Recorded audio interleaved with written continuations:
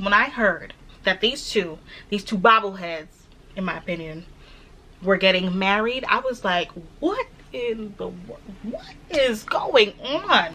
Hey guys, it's Sarah the H, and welcome back to my channel. I am so glad that you decided to tune in to watch me today to get into all this hot tea. You know, my channel, I want to be a multifaceted woman, okay? I want to engage in many different topics, various topics. That's what it's all about. So today we're going to be talking about Erica Mena and Safari Samuels. I know it's kind of crazy. Like I call her Erica Mena. It's weird.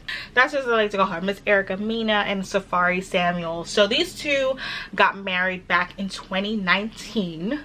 Which, in my opinion, I think it was a huge mistake, okay? Because when I heard that these two bobbleheads, in my opinion, were getting married, I was like, what in the world? What is going on?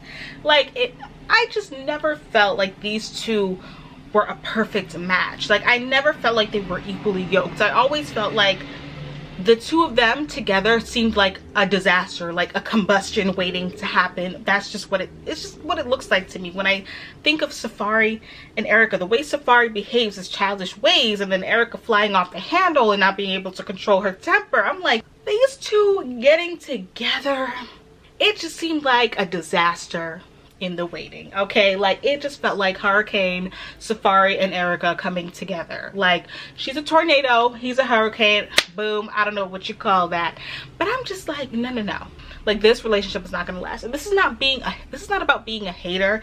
It's just about, you know, witnessing, you know, both of their personalities on reality TV. And I hate when people say, oh, you don't really know them because it's only 30 minutes of an episode or an hour of an episode, so you can't really get much from. But no, I don't believe that.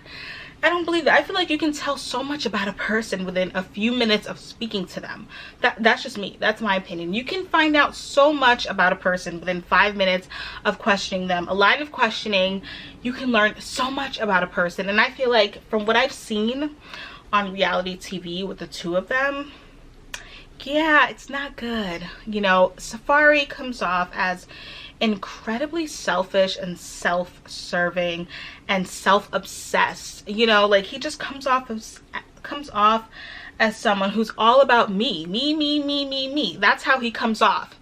And then Erica, on the other hand, comes off as someone holding a lot of anger. Like, she comes off very angry, rageful, from what I've seen on the show. Now, I know a lot of it is heightened because they are on reality TV, but I feel like that's partially really who she is. And she has a bad temper. And then when I heard that the two of them were getting together, I'm just like, really, these two, yeah, it's not gonna last. And it's not about being a hater, it's just calling a spade, okay? Not a good match.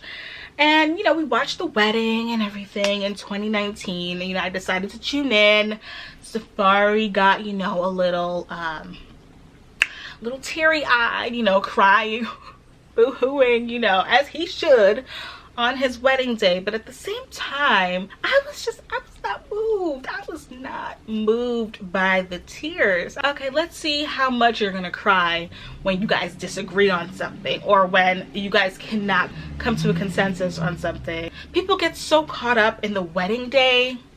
Look, I've never been married, but I feel like in my 27 years of living, I feel like I have witnessed so much that it's like people get so caught up in the wedding day and the thrill of the wedding day and, you know, the vows, you know, all of that. But I feel like when it comes down to the nitty-gritty, that all goes out the door.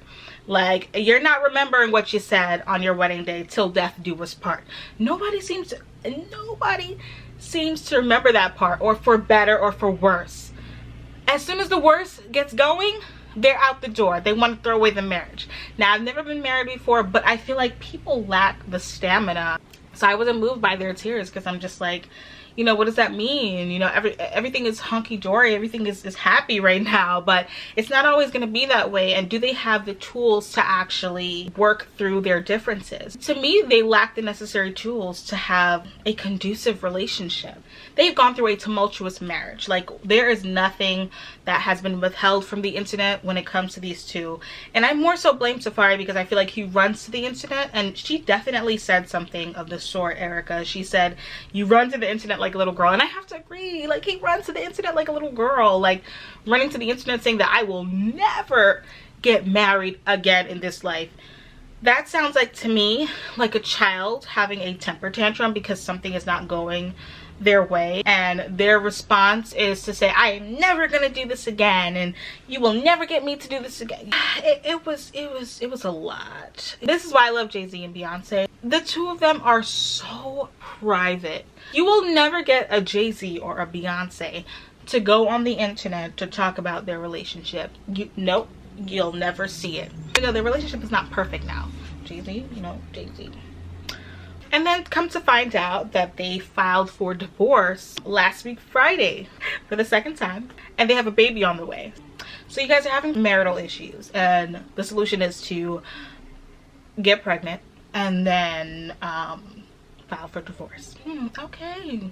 Where is the logic in that? Because let me tell you, if I'm having issues in my relationship, the last thing I want to do at the moment, if I know that the D word is on my mind, the last thing I would be wanting to do is potentially procreate with this person if I know that the outcome of this relationship is most likely leading to divorce. Like, I wouldn't do that. And then he said out loud, he allowed this to come out of his mouth, that she got too big while being pregnant. And why would you even allow those words to utter from your mouth? Why?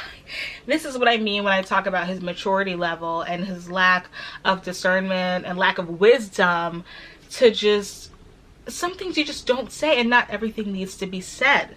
And to come out and say that she got too big, that's just something that you should have just kept to yourself, my dude. Yeah, you should have kept that to yourself. Like, that did not need to be said out loud. She did not need to know that, because what does that say about you as a human being? Like, her body went through something so traumatic. Pregnancy on a woman's body is a lot. It's a traumatic, it's almost life-threatening for some women. Your only come away from this is that she got too big. When they deal with so many hormonal changes, drops, rises, all of that, that's your come away from pregnancy. See, that's what I'm saying. Like, he comes off very selfish and self-absorbed. That's how he comes off, and I don't like him. These two getting a divorce, it's probably for the best. They don't need to be together. That's really all I have to say. Yeah, you got to do the work. Before deciding to settle down with someone, you really got to do the internal work so that your marriage can be somewhat successful. Because marriage is hard. Like, I've never been married, but I've seen things. But yeah, I wasn't surprised. And now on to Melissa Gorga and Joe Gorga. So these two are my favorite couple, I think, on the Real Housewives franchise. Now, Toya and Eugene, I love them on Married to Medicine. So I would say, like, well, they're not Real Housewives. It's a different, okay, it's a different show. My favorite would be Joe Gorga and Melissa Gorga. I love these two together. I think they are fabulous. I love how Joe adores his wife, and I feel like as women, that's all we want, is for our man to just, you know, adore us, like worship the ground we walk on, you know. It's just, you know. But now the two of them have hit a mountain in the road, a mountain. So Joe Gorga has been the breadwinner for the majority of their relationship. He has been the one to go to work, bring home the bacon, while Melissa stayed home with the kids. Previously, she had a job prior to meeting him, but she quit her job when she realized she was going to be taken care of. And I feel like that was the premise upon which their relationship started. And I can understand why Joe feels some type of way. Now, I'm all for, like, Melissa going to work, finding her passion, finding her calling, and doing that. But I also feel like, as women, we do need to make time for our relationships and the people that matter. Like, you cannot allow work to consume you. That's just my opinion. I don't think that work should consume you, and I do get where Joe is coming from. He said he gets bored. He wants his wife. What's wrong with that? What is wrong with that? Joe seems like the family man. He's faithful. You've never heard of like any cheating scandals or rumors with the two of them. He is a good man. Okay, Melissa, and you know how many of us, you know, would want a Joe Gorga to have a man that just wants to take care of us, and like, girl, you're complaining? Like, come on, like, come on. It's like you don't know what you have until it's gone. So I think that these two need to work together. I don't think there's anything wrong with her working. I understand that relationships evolve. They do. And Joe definitely needs to understand that you're not going to be in the same place you were at the beginning of the relationship or when you first met somebody. You also need to understand why, you know, you fell in love with someone. You got to go back to that. Like, why did you guys first fall in love? What made the relationship work for all the time that it did? I feel like Joe should be willing to adapt to the new dynamics of their relationship. Loosen the rope a little bit. Let her, you know, find herself. Our kids seem to be a little bit older now. Yeah, let her work. Let her find her passion. Let her grow her passion and her business. But again, I feel like Melissa needs to scale it back. You definitely need to make time. Like, I feel like when he mentioned at the reunion, when he said that he'll come home and there's no dinner, I'm like, okay. Like, if that's how your relation, like if that's what he's used to in the relationship, I feel like it's kind of hard. I'm talking about their relationship dynamics. Not every relationship is the same. Like, if he's used to something and then you suddenly stop, I feel like that can cause turmoil in a relationship. So I feel like, girl, if he comes home and you're not there and there's no dinner, that kind of leaves a door open for, you know, his eyes to start to wander and start to communicate with other people. That's how these things start. You know, it's no excuse for that, but I can see how that can happen. Let's just keep it real, guys. Let's keep it real. He's only human. It's not an excuse if he's not getting what he wants. You know, he will go somewhere else to get it, because men are really stupid that way, and there is no excuse for that. But I can see how that could happen. So I'm like, Melissa, girl, you better be careful, okay? Because Joe Gorga is a good man, and it's very hard out here. I'm telling you, Melissa, okay? Very hard, you know, us women out here in the 21st century, in 2020, post-COVID, to really find a good man. So, you know, I really do wish the best for these two. I hope that they can work it out and that they can come to some sort of compromise for their relationship. Only they know their relationship and the dynamics, and I'm pretty sure she knows what makes him happy, and I'm pretty sure he knows what makes her happy. So it's all about coming to a compromise, and I really do wish these two the best, and I don't want to see them get a divorce, because I love them together. There is no Joe Gorga without Melissa Gorga, and there's no Melissa Gorga without Joe Gorga. Like, I don't think it's just no. So I just really do wish them all the best, and I hope that it works out. Anyway, thank you guys so much for watching my video today. Thank you for tuning in. I feel so honored.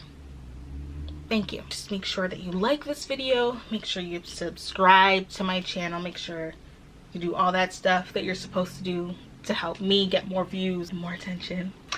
So yeah, thank you guys so much for watching, and I will see you in my next video.